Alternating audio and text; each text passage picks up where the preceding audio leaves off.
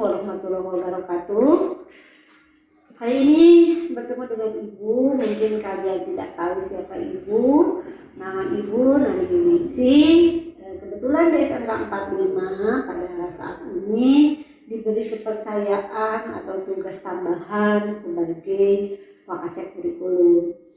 Dan pada hari ini Ibu akan mencoba mengenalkan kepada kalian semua tentang kurikulum. Baik anak-anakku sekalian, mungkin nanti banyak yang bertanya, buat apa sih harus mengenal kurikulum? Apa tujuannya mengenal kurikulum? Baik, sebelum kita tahu nanti menggali apa itu kurikulum, kita tahu Ibu akan memberikan dulu capaian pelajaran yang ingin Ibu sampaikan pada kalian semua. Yang pertama yang ingin Ibu sampaikan, kalian itu nanti setelah tahu apa itu kurikulum, jadi mampu memahami tentang apa tujuan kurikulum sesungguhnya. Kemudian mampu juga memahami program kurikulum, khususnya yang dilaksanakan di SMK 45. Juga mampu memahami tentang peraturan akademiknya. Karena banyak sekali yang tidak tahu apa sih peraturan akademik yang harus dicapai oleh setiap siswa. Kemudian yang terakhir, mampu memahami cara belajar sesuai dengan profil pelajar Pancasila pada SMK Penggerak dan Pusat Keunggulan. Nah kalian sekarang tahu ada SMK Pusat Keunggulan. Apa sih SMK Pusat Keunggulan? Nah, kalian bersyukur loh sudah daftar di SMK 45. Karena SMK 45 merupakan sekolah penggerak, juga sekolah pusat keunggulan. Baik, artinya kalian bersekolah di sekolah yang unggul. Baik, kita sepakati dulu ya, biar kalian tidak jenuh. Apa sih kegiatan yang akan kita laksanakan pada hari ini bersama Ibu? Baik, yang pertama tentu saja berdoa. Berdoa itu paling penting, sebab dengan doa insya Allah beserta kita, sehingga apapun yang nanti kita pelajari akan masuk ke dalam jiwa kita dan kalian akan menjadi orang-orang hebat. Ibu yakin itu. Kemudian yang kedua, refleksi diri dulu biar Ibu tahu sampai di mana sih kalian tahu tentang kurikulum. Yang selanjutnya baru Ibu akan menyampaikan materi tentang kurikulum yang tadi sudah Ibu sampaikan. Kemudian Ibu juga ingin merefleksi kembali dari hasil penyampaian materinya, sejauh mana kamu sudah mengerti tentang apa yang sudah Ibu terangkan.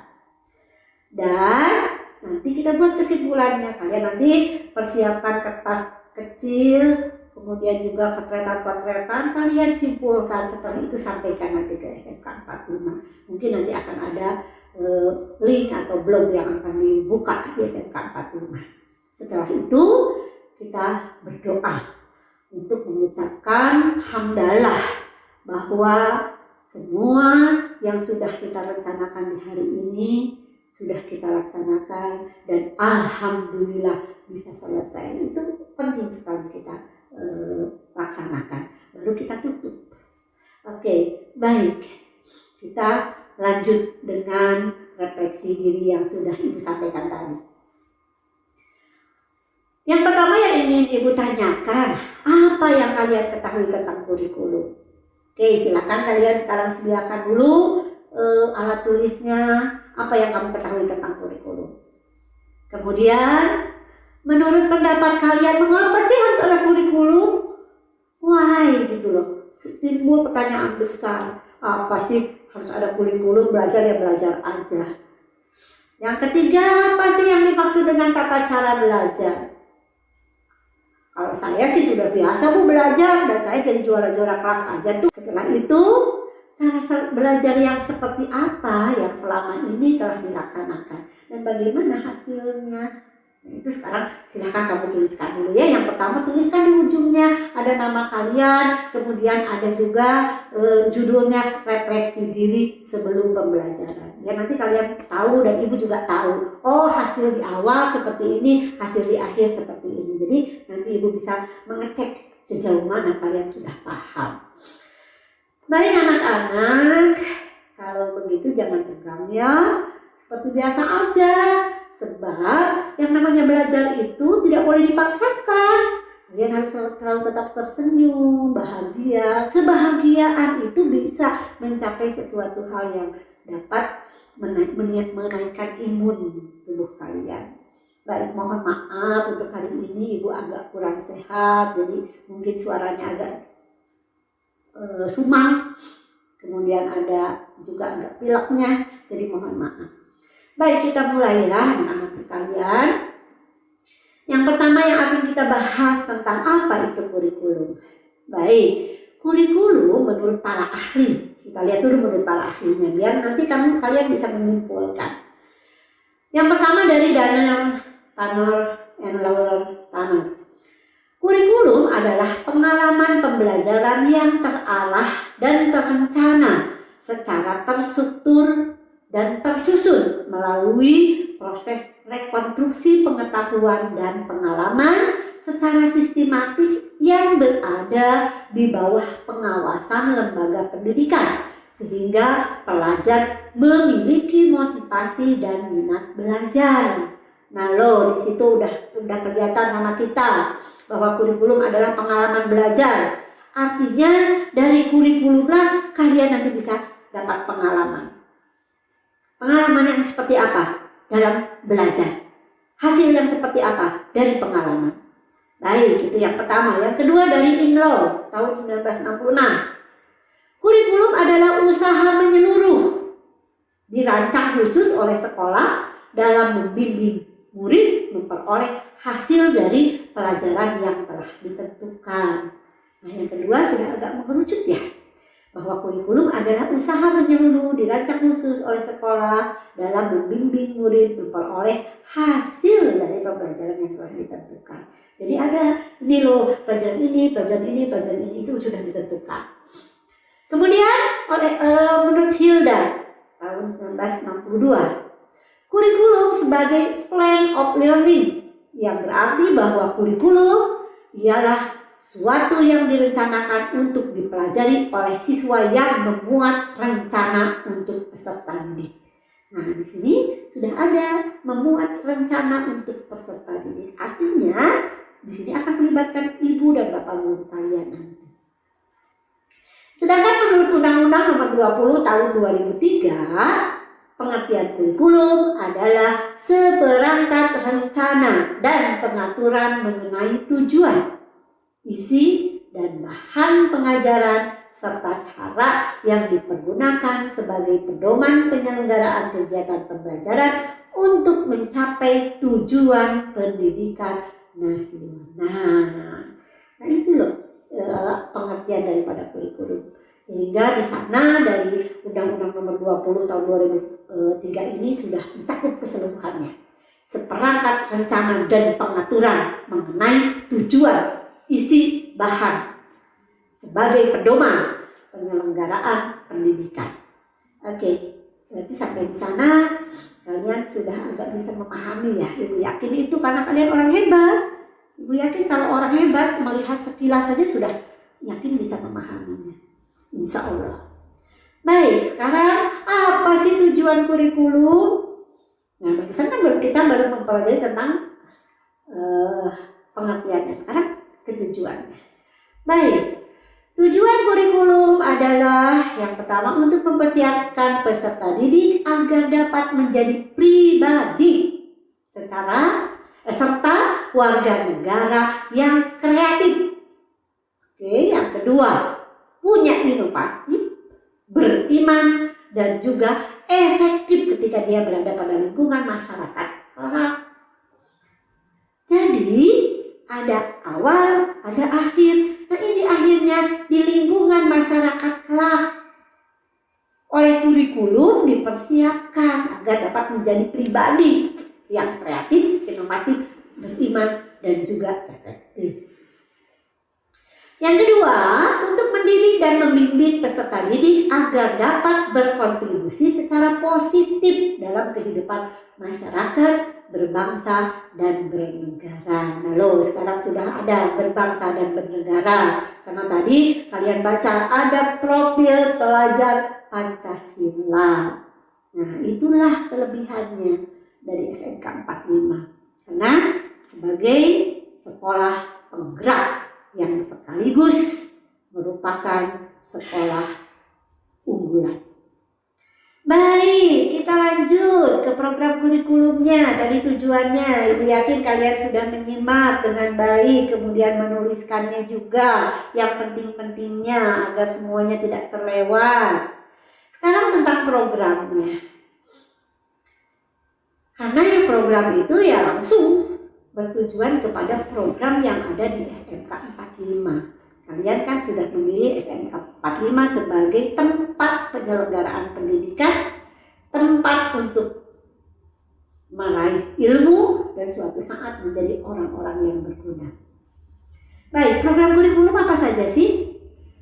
Sesuai dengan tujuan pendidikan menengah kejuruan, karena kita SMK, pendidikan yang meningkatkan kecerdasan, pengetahuan, kepribadian, akhlak mulia, serta keterampilan sehingga dapat hidup mandiri dan dapat mengikuti pendidikan lebih lanjut sesuai dengan kejuruannya. Nah, jadi anak-anakku sekalian, kalian jangan takut. SMK bisa melanjutkan nggak? Ya, bisa. Apakah SMK sudah disiapkan untuk bekerja? It's okay, memang betul bahwa SMK itu untuk bekerja, untuk mempunyai keterampilan. Tetapi di samping itu semua, SMK juga harus mampu, harus bisa untuk pendidikan lebih lanjut sesuai dengan kejuruannya. Begitu. Maka program yang disusun di SMK 45 ada 4 program keahlian. Yang pertama adalah program keahlian bisnis manajemen. Bidang keahliannya adalah pemasaran. Yang dipelajarinya apa? Nanti kita lihat uraiannya. Yang kedua, program keahlian pariwisata. Bidang keahliannya perhotelan. Mungkin nanti juga akan diterangkan oleh Wakasek Hubir apa saja sih yang sudah dipunyai oleh SMK 45 sebagai sekolah unggulan itu. Nanti kalian juga akan tahu. Kemudian yang ketiga, program keahlian kesehatan dan pekerjaan sosial. Bidang keahliannya layanan kesehatan. Kemudian yang terakhir ada program keahlian seni dan industri kreatif. Bidang keahliannya busana. Nah ini untuk yang terakhir ini jangan salah ya, karena kebanyakan selalu salah menilai bahwa ini adalah tata busana jantan tukang jahit. Bukan. Program keahliannya adalah seni dan industri kreatif. Kemudian yang terpenting saja yang ingin Ibu sampaikan adalah dari keempat program keahlian ini untuk tahun ajaran 2021-2022 itu ada penguatan profil pelajar Pancasila.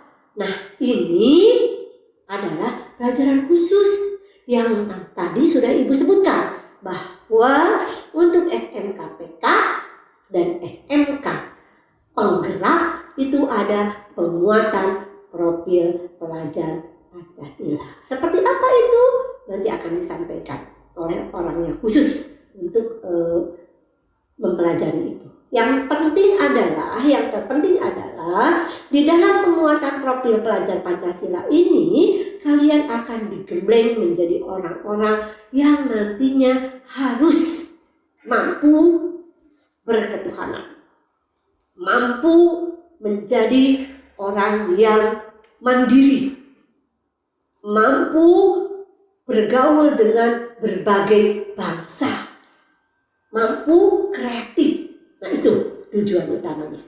Nah kita lanjut ya ke peraturan akademik. Apa sih peraturan akademik? Peraturan akademik adalah peraturan yang harus kalian taati. Bila peraturan ini tidak ditaati, banyak konsekuensi yang harus dihadapi. Di antaranya adalah tidak naik kelas, tinggal kelas, atau ada hukuman, dan lain sebagainya. Baik, yang pertama pengaturan alokasi waktu pembelajaran. Dalam kegiatan belajar mengajar dilaksanakan 3 kegiatan yang terdiri dari ada tatap muka kalau nanti sudah diizinkan. Yang kedua ada praktek sekolah, karena SMK tentu saja praktek sekolah itu sangat penting di SMK. Kemudian ada praktek industri dalam bentuk praktek kerja industri yang biasa dikenal oleh anak-anak dengan sebutan prakerja. Kemudian jumlah minggu efektif pembelajaran di sekolah untuk kelas 10 antara 37-38 minggu. Begitu. Itu untuk minggu efektifnya. Kemudian pengaturan beban belajarnya antara 46 sampai dengan 48 jam per minggu. Kemudian untuk pengaturan jamnya 40 menit per jam tatap muka. Nah, jadi dari sekarang sudah bisa diprediksi oleh kalian, oh berapa hari ya kira-kira kita belajar, berapa jam ya kita nanti akan tatap muka, walaupun misalnya tatap mukanya masih secara daring. Baik, sekarang untuk sistem penilaian atau yang sekarang lebih dikenal dengan istilah asesmen. Nah, untuk asesmen ini ada asesmen harian, yaitu untuk mengukur pencapaian pembelajaran selama pembelajaran berlangsung. Nah, itu oleh guru akan selalu dinilai. Justru itu yang terpenting adalah nilai harian. Jadi jangan sampai ada anak-anak hanya ikut, sudahlah saya hanya ikut ulangan saja atau ulangan-ulangan semester saja. Tidak. Yang terpenting adalah saat pelaksanaan pembelajaran, yaitu penilaian harian. Yang kedua ada penilaian tengah semester, yaitu untuk mengukur capaian kompetensi peserta didik dan untuk memantau kemajuan serta perbaikan hasil belajar. Nah, kalau untuk ini nanti ada berapa sih hasil capaian anak-anak? Apakah bisa lanjut, tetap berdiri di tengah, atau justru kembali lagi karena memang belum ada pelajaran yang bisa dipelajari. Begitu. Nah, ini adalah penilaian tengah semester. Kemudian ada penilaian akhir semester untuk memantau kemajuan dan perbaikan hasil belajar pada akhir semester yang biasa nanti dikenal dengan remedial.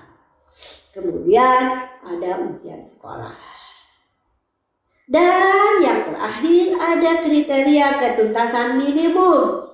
Karena sering yang bertanya, Ibu, saya nilainya harus berapa minimum? Nah, itu namanya kriteria ketuntasan minimum yang biasa disingkat dengan KKM. Itu. Jadi setiap peserta didik di dalam menyelesaikan pembelajaran itu akan beda-beda. Mungkin saja dalam bahasa Inggris di kelas A KKM-nya 66, kelas B mungkin saja 70 karena nilainya lebih pada bagus dan lain sebagainya. Begitu ya. Jadi KKM itu tidak harus selalu sama. Jadi kalian tidak bisa bertanya bahasa Indonesia sabarahannya KKM-nya, oh berarti bahasa Inggris saminya. Oh, nggak bisa seperti itu. Karena KKM itu ditentukan oleh kalian. Baik, yang selanjutnya adalah kriteria kenaikan kelas. Udah tahu kan ya, kenaikan kelas pasti setiap pembelajaran diakhiri dengan kenaikan kelas. Apa kriterianya? Secara umum, siswa dinyatakan naik kelas apabila memenuhi syarat. Nah, entah syaratnya? Baik, kita lihat. Yang pertama, menyelesaikan seluruh program pembelajaran dalam 2 semester pada tahun pelajaran yang diikuti. Nah, menyelesaikan seluruh program pembelajaran. Jadi bukan berarti, Wioswe mau diajar. Tadi kan dimulai dari yang harian itu. Kemudian ada harian, ada tengah semester, ada akhir semester. Di situ menghasilkan penyelesaian program pembelajaran dalam semester. Nah, untuk kenaikan kelas harus 2 semester lulus dua-duanya, sesuai dengan KKM tadi. Yang kedua, nilai deskripsi. Karena sekarang nilai itu bukan hanya angka loh. Nilai itu sekarang ada 2. Ada nilai oleh angka, ada nilai dengan uraian yang biasa kita sebut dengan deskripsi. Nah, sekurang-kurangnya nilainya baik. Begitu. Baik itu di mana? Di B. Kalau C itu masih kurang. Ya, jadi itu harus dipahami. Kemudian nilai ekstrakurikuler pendidikan kepramukaan, karena pramuka itu wajib, sekurang-kurangnya baik, tidak boleh C, sehingga harus diikuti. Gak boleh ada saya mah terus pramuka gak akan ikutan, itu gak boleh. Pramuka itu wajib sebagai penunjang profil pelajar Pancasila. Baik, selanjutnya seluruh mata pelajaran baik yang ada di mata pelajaran umum atau muatan kejuruan seluruhnya harus tuntas, minimal sama dengan KKM. Dan kalian harus paham bahwa KKM untuk kejuruan itu minimal 80. Nah loh, 80 itu tinggi loh. Sehingga kalian harus betul-betul bisa mengikuti dengan baik. Dan ibu yakin, makanya kalian daftar ke SMK, Sekolah Menengah Kejuruan, artinya sudah dipilih dengan betul kejuruan apa yang mau kalian ikuti. Karena itu akan menentukan masa depan. Baik, yang selanjutnya adalah memenuhi kehadiran lebih dari atau sama dengan 90% hari efektif belajar. Nah tadi kan minggu efektifnya aja 36. Hari efektifnya kalau dibagi 5 per minggu, 5 hari, 5 harinya harus full. Jangan sedikit-sedikit baru pilek berhenti, Bu sakit nggak bisa ikut belajar dan lain sebagainya. Ibu aja hari ini sedang tidak enak badan, tapi ibu demi kalian ibu mampu, karena sakit itu bisa dilawan dengan kebahagiaan. Baik, selanjutnya penentuan kenaikan kelas dilaksanakan oleh sidang dewan guru. Nah, jadi kalian harus baik sama guru. Jangan ada guru etama terkena, wiosnya terkedah ditaros. Itu bukan profil pelajar Pancasila. Semua orang yang ada di atas kita atau di bawah kita itu harus dihormati. Itulah pelajar Pancasila. Baik, yang terakhir siswa memenuhi standar profil pelajar Pancasila dan selalu ibu dengung-dengungan dari awal. Apa saja sih profil pelajar Pancasila itu? Yang pertama, beriman dan bertakwa kepada Tuhan Yang Maha Esa. Yang kedua, berkebinekaan global. Yang ketiga, bergotong royong. Yang keempat, kreatif, bernalar kritis, dan mandiri. Oke, nanti ibu akan bahas apa itu untuk global, untuk kreatif, dan lain sebagainya. Next. Baik, nah sekarang kita ke cara belajar sesuai profil pelajar Pancasila. Yang pertama tadi bahwa profil pelajar Pancasila itu berketuhanan Yang Maha Esa. Ibu tadi sudah ajarkan loh sama kalian semua bahwa setiap kita mau melaksanakan sebuah kegiatan biasakan untuk berdoa. Minimal harus selalu ingat akan Allah. Begitu. Jadi selalu berdoa sebelum melaksanakan pembelajaran untuk mencapai apa sih yang ingin dicapai dengan ketuhanan Yang Maha Esa ini. Yang pertama akhlaknya beragama, agamanya apapun itu. Kita Indonesia, bukan hanya Islam di Indonesia, harus saling menghargai. Yang kedua berakhlak pribadi yang tadi Ibu sudah sebutkan. Tata sopan santun bukan hanya ke orang yang lebih besar saja, bukan hanya ke pemimpin saja, bukan hanya ke guru saja, bahkan ke anak yang di bawah kita juga, kita tetap harus sopan. Itu yang disebut dengan akhlak pribadi.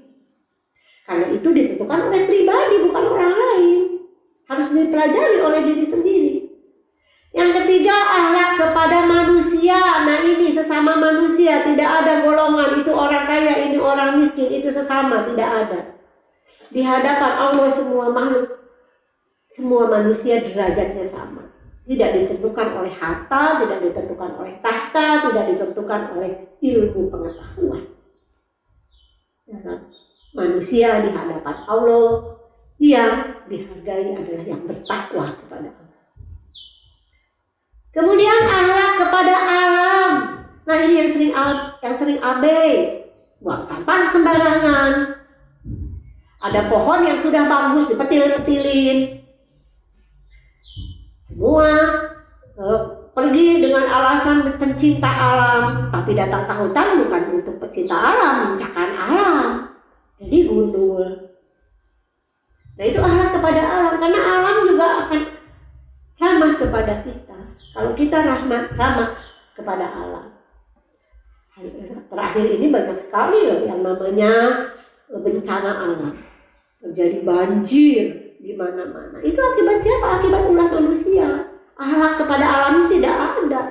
Merasa bahwa alam itu ya sudah diciptakan untuk kita, padahal bukan. Akhlak alam itu diciptakan bukan hanya untuk kita gali, tetapi harus kita pelihara. Ya. Baik, dan yang pertama akhlak untuk bernegara. Nah ini juga penting. Zaman sekarang rata-rata sudah tidak ada itu akhlak kepada negara. Selalu menjudge pimpinan. Padahal kita belum tahu apakah kita lebih baik dari pimpinan kita. Kan belum tentu ya. Sehingga siapapun yang menjadi pemimpin kita, nanti kalian misalnya akan memilih kakek. Kalau sudah dipilih berarti dipercaya. Percayakan dahulu. Nah itu juga salah satu bernegara. Negara kelas yang terkecil. Kemudian ke negara rumah tangga, ada ayah ibu. Selanjutnya negara Indonesia, RT RW. Ada Pak RT, naon si Pak RW. Dari situlah justru kita akan belajar.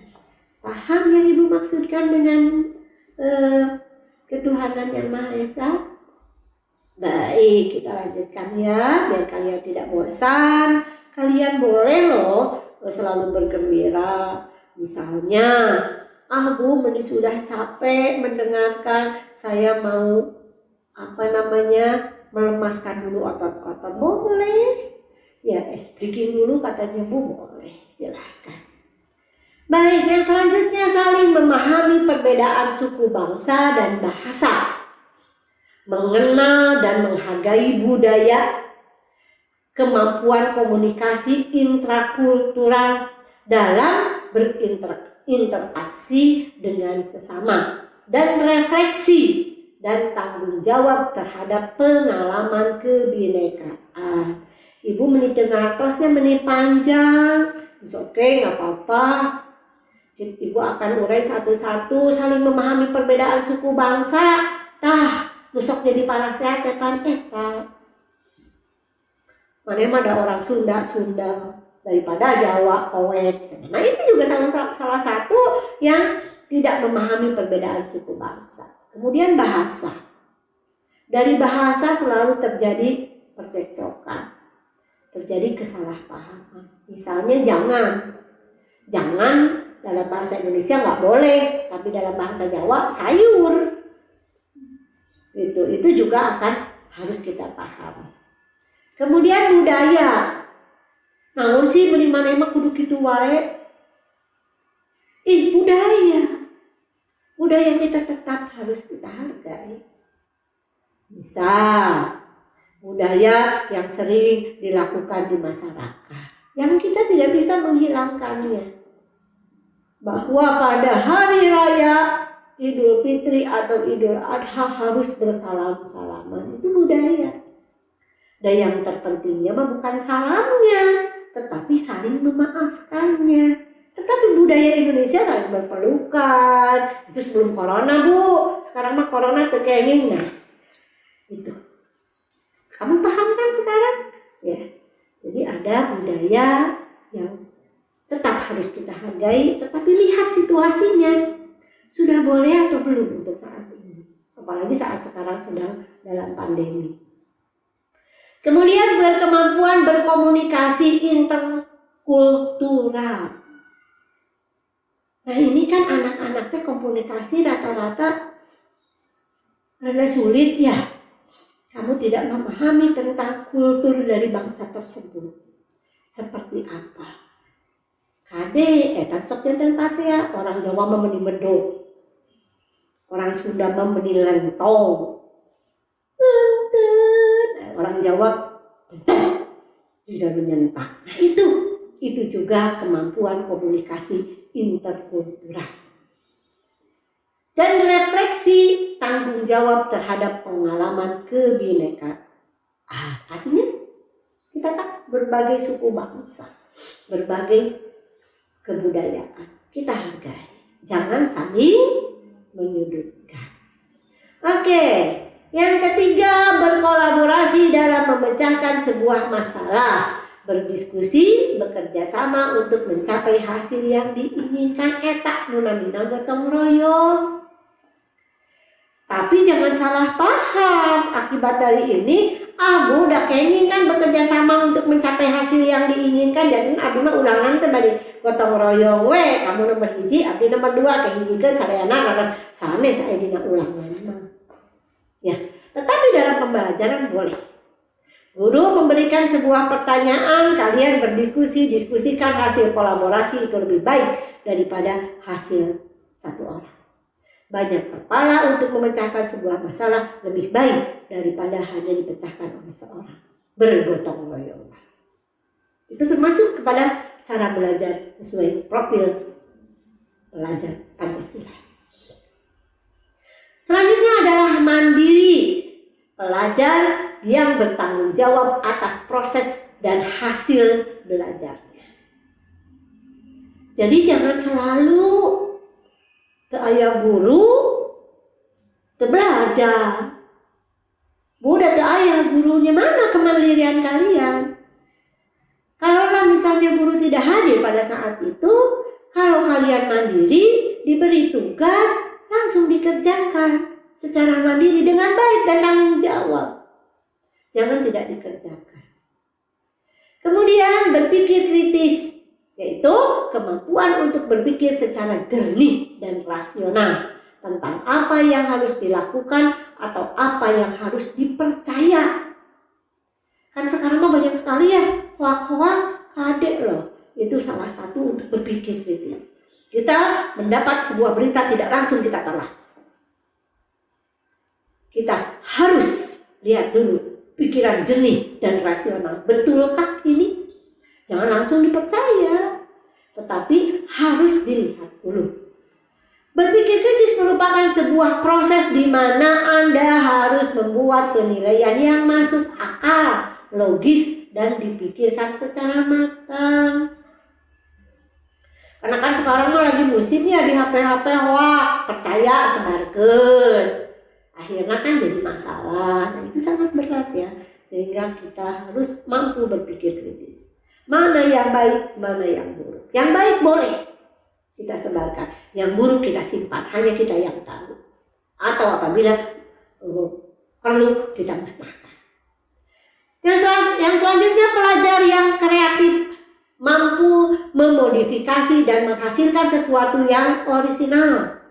Artinya, disebut kreatif teh bukan hanya meniru, tetapi membuat sesuatu yang baru, orisinil menang kalian. Kemudian harus bermakna, bermanfaat, dan berdampak. Misal, bikin nasi goreng. Nasi goreng nama sudah dari zaman nenek moyang kita pada bikin nasi goreng. Nah zaman sekarang ngaranan mau jadi nasi goreng setan pakai sambal dan lain sebagainya sampai orang pada ngelayak. Asal original dapat kalian. Nah itu artinya kreatif.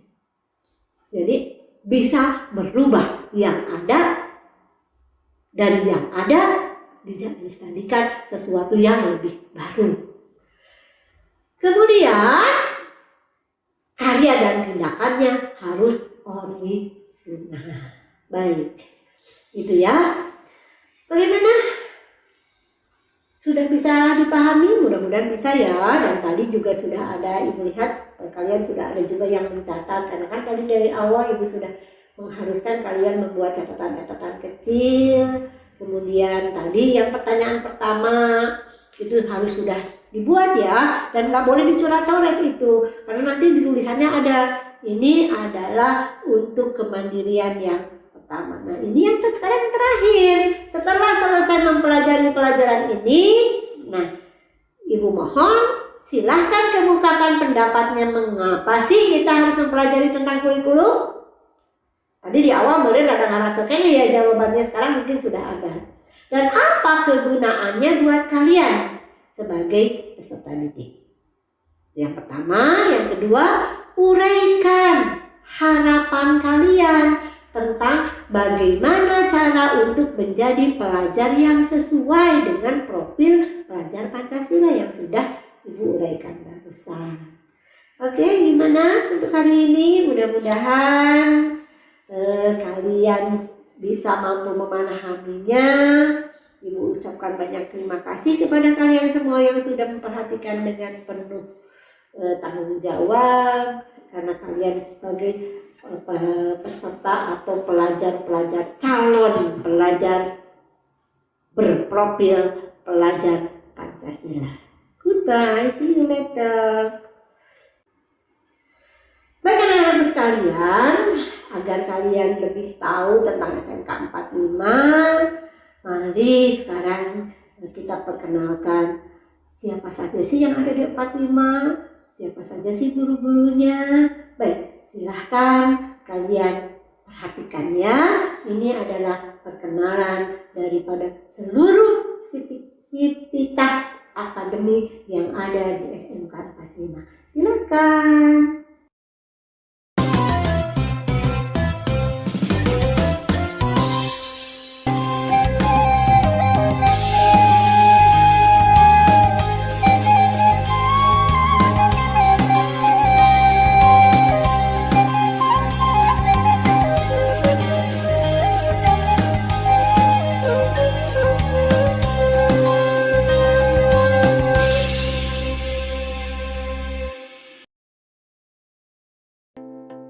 Warahmatullahi taala wabarakatuh. Assalamualaikum warahmatullahi wabarakatuh. Assalamualaikum warahmatullahi wabarakatuh.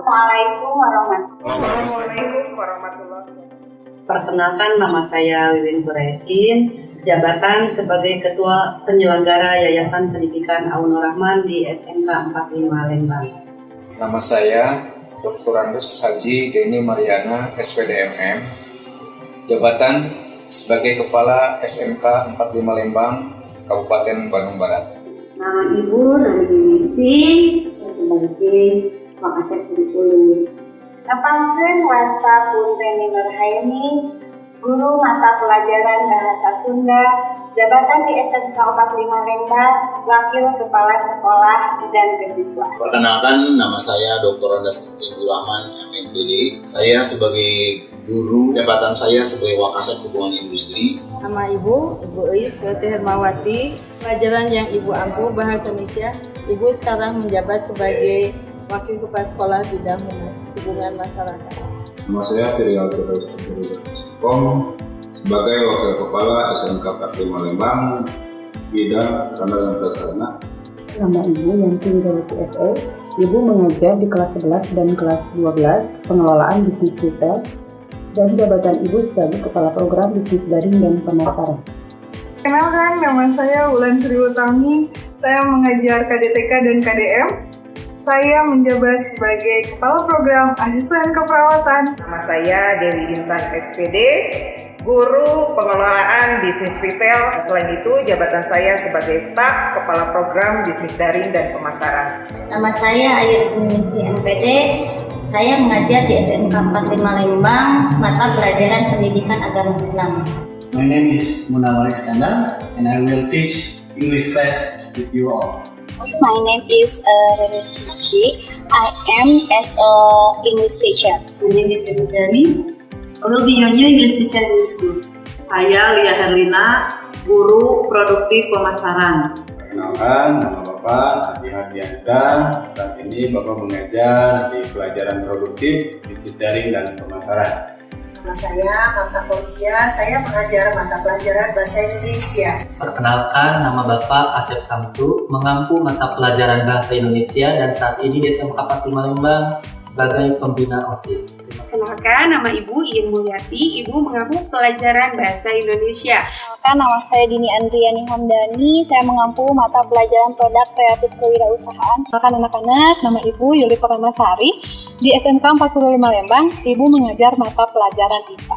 Saya Maman Tukima, mengajar di SMK yaitu Sejarah, PJOK, dan sekaligus menjadi guru bimbingan konseling. Perkenalkan, nama Ibu Rina Siti Nurjana, Ibu mengajar mata pelajaran Matematika. Perkenalkan, nama saya Ibu Lina Hadiana, saya mengajar di jurusan keperawatan, mata pelajaran konsep dasar keperawatan, dan komunikasi keperawatan, juga pengembangan produk kreatif. Nama Ibu Santi Herlianti. Di sini Ibu mengajar produktif perhotelan. Perkenalkan, nama saya Ahmad Sirajudin. Saya mengajar pendidikan agama Islam di SMK 45 Lembang. Saya Kiki Zakiroh, mengajar pendidikan agama Islam. Perkenalkan, nama saya Dani Sutisna, guru mata pelajaran pendidikan agama Islam. Nama Ibu Wini Mulyani, Ibu mengajar mata pelajaran produktif untuk jurusan agama Islam. Perkenalkan, nama Ibu Wika Wulansari, mata pelajaran yang Ibu ampu adalah Kepariwisataan dan Komunikasi Industri. Nama saya Wani Huda, mengampu mata pelajaran sejarah di jurusan Bisnis Daring. Perkenalkan, nama Ibu Neng Yeli Ervinawati, Ibu mengajar Tata Busana. Nama Ibu Hajah Sri Irianti Esa, Ibu mengajar PPKN sama BK. Perkenalkan, nama saya Dini Mas Pupa. Saya di sini mengajar pelajaran matematika. Perkenalkan, nama Ibu Intan Kristalastari, mengajar mata pelajaran seni budaya, jabatan menjadi pembina ekstrakurikuler Ilmu Seni. Perkenalkan, nama Ibu Sri Ostari, boleh kalian panggil Ibu Tari.